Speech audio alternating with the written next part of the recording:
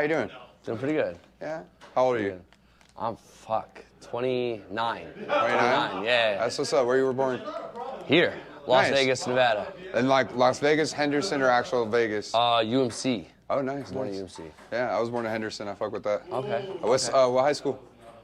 Dude, I went to a few. I went to, started off at Palo, went to Peterson, then went to Arborview, and then went to Cimarron. Oh, shit. I went to Basic and then Centennial. Okay, Basic? Yeah. Basic is, no, that's out there. That's where my parents went. So that's all like old Henderson, right? Yeah. All right, cool. So how'd you get into art, my dude? Fuck, dude. It was more like life sucked growing up. You know what I'm saying? I feel that, bro. And the only thing I had was movies, I had music, and I had art. You know what I mean? If it was some kind of thing that distracted my brain from overthinking or thinking about the bad shit, art was there in any form. You know what I mean? Like, I appreciated like any type of art, like sculptures. I liked reading books when I was a kid. Anything really, dude. Poems. I liked watching people paint. There wasn't really nothing I didn't like when it came to art, and that was the only time I actually felt okay. Was there anybody in your family that did art? Not that I met.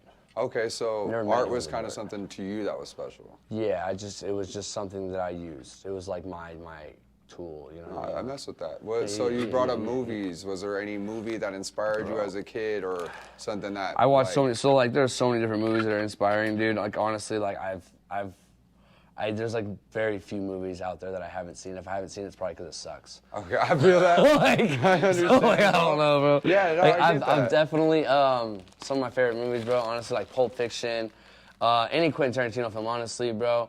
I like fucking, I like a lot of like, more like indie, like Kids was a dope-ass classic, bro. Fucking, I like Back to the Future. Oh, hell yeah. I watched all those when I was a kid, bro. They always like, got me geeking.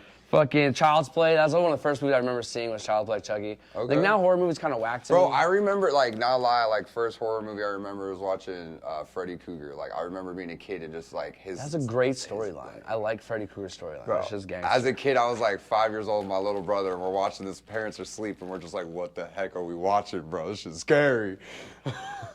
All right, so, you know, you go by Prophet, right? Dude, I don't know. I go by, people call me Prophet. Sure, I'll say, yeah, sure. Sure. Okay. How'd that come about then? So Prophet, man, that's, so growing up, I definitely grew up with a lot of religious family members. Religion was kind of forced on me a lot. And I actually went to church, and because really my dad, growing up, I don't want to even say my dad, it's kind of rude to even throw him under the bus like that. But, I wasn't allowed to hang out with anybody or have any fun growing up. I didn't have like any friends. So I was a class clown at school. Got in a lot of trouble because that's where I was able to actually try to make friends. I wasn't allowed to go hang out with them after school. So anytime anybody asked if I could hang out or I could do this, my dad was known as Mr. No in the neighborhood. Don't ask, don't even ask, because he's gonna say no before he spit it out. So I wasn't able to do anything, and like life wasn't really fun at home. So church was where I was able to go to have fun. Oh, okay. Because I was actually leave. It was like a school after school, you know what I mean? Because like after school, I was dreading coming home. Yeah. And then once I had church, I was like, cool, I have somewhere else to go. And it wasn't so much as the fact that I liked God or believed in it. I really just liked the people. And like it wasn't like your judgmental kind of. It was a Baptist, you know what I mean? Okay. Very cool, open people. They actually knew my family, like some of them, you know what I mean? Like the pastors, whatever the fuck you want to call them. So really good people, and one of the pastors actually took me into his home and let me live with him for a while when life got really hard, and like when I was like 14, dude, and like fucking had my own bedroom, dude, and it was sick. Very similar, dude. My best So, friend's mom was Mormon, and my mom abandoned me at 16 in Vegas, and I moved in with him, and she took me to church every Sunday, and I went to Sunday school with them. And shit, that shit was like a big thing to me, bro. That's crazy, yeah. So I went to a very similar thing, yeah. It was a way to get away, really. And then I had some homies in there that were degenerates. Really, I was just there trying to spit game, bro. I was there trying to have some kind of fun, and people liked me there, you know what I mean? So like, I finally got along with some people. People like, in school, I didn't feel like a cool kid, and at church, I was the cool kid, you know what I mean? So I like going there. So when was like the first time you started hitting walls? Fuck, dude, like 13. What made you want to actually be on a wall and not just be in a book? Banksy. honestly. Okay. A lot of people hate on him, but like I don't give a fuck. Fuck the music I legend. love that dude. Like that fool's dope. wanted by like multiple governments. Like if you can't say that, so shut the fuck up, sit down. I mean, I feel it. Like, yeah, dude, you can't. Yeah, he like, might do gangster, stencil bro. work or whatever. Yeah, he does stencil like, work, but like art's art, homie. Expression is expression. He has to think about cutting every single piece and everything. I feel like if you're expressing yourself freely without any expected income, that's pretty much graffiti, dog. That's pretty much, you know what I mean? Like at the end of the day, like people are like, oh, graffiti's lettering, graffiti's this. Like, yeah, I won't call myself a graffiti artist at all. I won't. I'm just an artist, dude. Like I do a lot of different things, and if I see somebody do it and I understand it, I'm gonna pick it up and figure it out. Bro, I feel that because So, like a like- lot of people try to like say, oh, you just do this. I'm like, no, I don't just interview. I do videos, interviews, art, everything. Don't say I'm just this type of artist. I don't want to Yeah. be like that. So all right, so you do tattoos as well. Yeah, so pretty much the Prophet thing started off because of the church. I started getting hooked on drugs at church, started selling drugs at church, got into deeper shit. Yeah, so At the church? part, I'm gonna say church part. I'm gonna get off that topic real quick. Yeah. So that topic can be done with. But yeah, no, so at church, I was definitely like hustling a lot. I was doing some crazy shit, and then I met my plugs at church, whatever, and then I started becoming like more of a dealer. And then towards the end of high school, I got in a lot of legal trouble. I went to jail a few times, got a couple felonies before high school was over with, and then right after high school, I pretty much went to prison, got out of there. Church kind of revolved around my whole life. All my dealers were saved in my phone at the time as pastors or my preacher or this because it was very funny to me. So the church thing has always been around. And then I went to the church that I went to. I actually, when I got out and I got my own place, I finally got by myself again. I lived next to this place, and the plaza next to me had the same name as the church that I went to. So it was kind of weird where I came up with the brand Prophit Apperal. Okay. And then I heard this rapper. I was trying to figure out a name. I already had this other name figured out. And then this name never came to me at all. I didn't even know I wanted the religious vibe to it. And then the name, I was listening to one of my favorite rappers, and he said, we find ourselves worshiping a genius in a coffin, but we often forget that there's prophets among us walking. And I thought about that a lot. And I was like, that shit goes hard, you know what I mean? Like, there's definitely modern day prophets. Not like the Mormon sense, but the fact is that there's people out here spreading a positive belief, or even a negative, doesn't matter. A prophet's a prophet. It can be negative, it can be positive. It depends how you perceive it. You know what I mean? How other people look at it negative, but it might be positive to them. But if you're spreading a message that you feel is positive, and you're doing it, and you're spreading it to other people, and people are following that message, you're a prophet. You're leading by example. You know, you're creating by example, you know, whatever it be. So that's kind of where that all came from.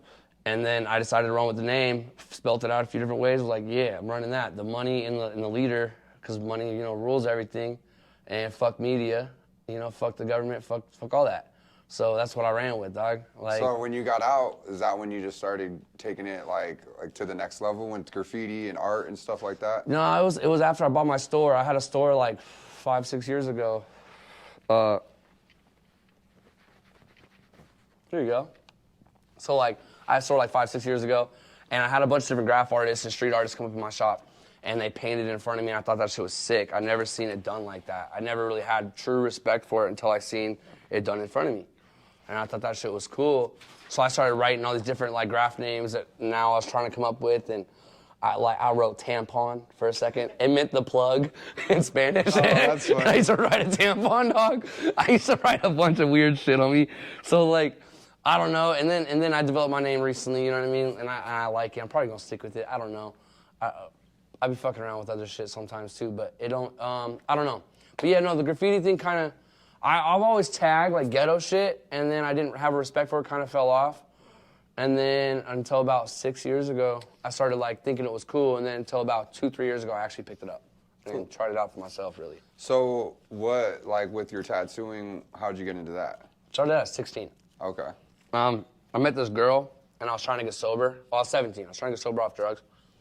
And I fucking had no, like, kind of wanted an outlet.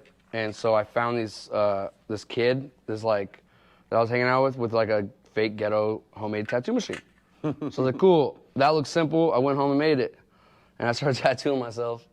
And then started tattooing my friends, did a whole bunch of ghetto shit that I regret. People that like, bro, the worst tattoos I've ever seen in my life. What's your worst tattoo? My worst tattoo is probably the dick on my arm that's covered a little bit. Or, I don't know, I have this 3-dimensional heart. I have a fucking, dude, so many bad tattoos, homie. Like, But sometimes those ones mean the most, you know? yeah, I no, have a they're cabbage cool. on They me, have a so I story feel for you. sure. But so I was like 16 doing tattoos, and like since artwork kind of is what got me thinking on the right path and shit too. That's kind of a reason why my brand and what I stand for is more pushing that message, is to follow your creative passions or desires or whatever, because that's like where you're gonna be most happy. I So, feel. how'd you get involved with Graffiti Park? Fuck if I know. I've seen somebody post something, and like I thought I was already late, so I hit up Daniel-san, and fucking he was like, yeah, slide through, man. And I found out that it was their first ever thing. It was out at the YMCA, and what did I do? I did a bee and a flower with my friend Cody, and it was our first actual like painting, like a mural. And how'd that feel? Like, did it feel cool? Like, Yeah, it was dope. It was a cool feel, hot as shit. I definitely did not enjoy being out there in the sunlight. 100% no. but it was cool. I met a lot of dope people. I met a lot of amazing artists. People, a lot of people that didn't value themselves as much as they should, which is like very common with us, being an artist. And it was dope, because we were finally being valued somewhat, you know? Like, it was, felt like it didn't matter. We weren't being judged. Even though I like criticism, I do. Daniel's clearly not fond of criticism. He's very nice. But, yeah, no, it was cool, man. Everyone felt very welcome. And So that that's was what about I liked. It was awesome. Like, people, no one felt unwelcome. And I thought that was an awesome thing. And I noticed a lot of people that might have, that you might have like thought weren't the best at first got really good. And now these people that started off that I remember seeing are actually very good. They're great artists. And like they started to develop their styles and stuff. And I think Graffiti Park is like definitely a sick outlet for that, and helped a lot of people find what they enjoy or what their creative strong suit is. So it's been about a year since that, or a little longer. How do you feel that you've grown as an artist with Graffiti Park in that sense? I've taken it more seriously on like an art level. Like I've tried, anytime I do something with them, since they're so welcoming, and like I feel more free and I'm not gonna be judged as much by what I do, I push myself further than what I feel like I can do every time. Or try to like, whether it be speed, style, or something I always do something I'm not familiar with.